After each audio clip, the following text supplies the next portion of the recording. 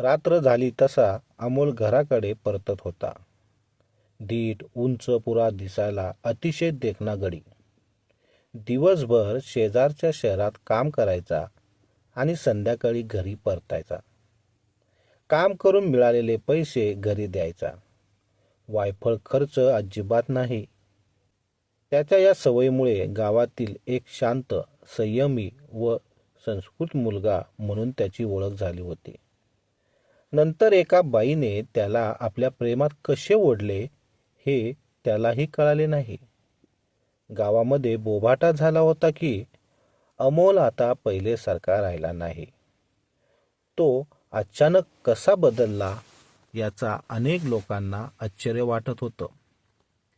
संगीता नावाची गोरीपान व देखणी मुलगी त्याच्यापेक्षा वयाने मोठी होती. तिनं त्याला त्याच्या प्रेमात अडकवलं होतं. गावाच्या बाहेर उंच डोंगराच्या कडेला तिचं एक छोटंसं घर होतं.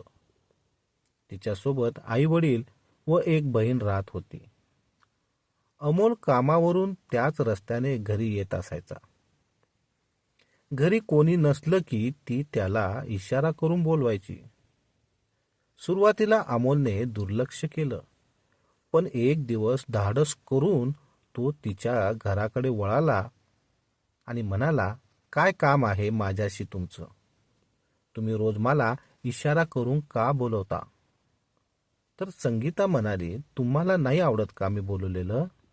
मी तर रोज इशारे करून करून थकले आहे, पण तुम्ही साधं बघायलाही तयार नाही. आणि अचानक तुम्ही आज एका इशारात इकडे आलात, तर मला खूप आश्चर्य वाटलं. काय काम आहे ते बोला." एक बाई एका पुरुषाला जवळ का बोलवते याचं उत्तर द्या ना मला. "नाही नाही, मी नाही समजलो.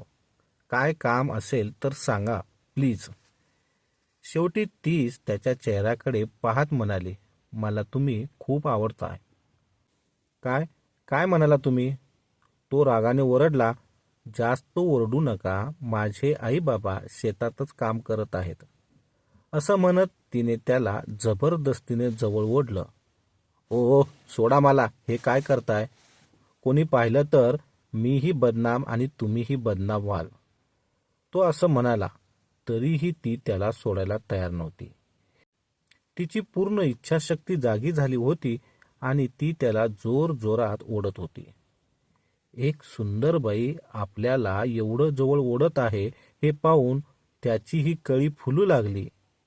तोही आपल्याशी एकरूप झाला आहे हे पाहून ती अतिशय खुश झाली होती. घरातील खाटेवर तिने त्याला ओढत नेलं. तसा तो आणखी उत्तेजित झाला.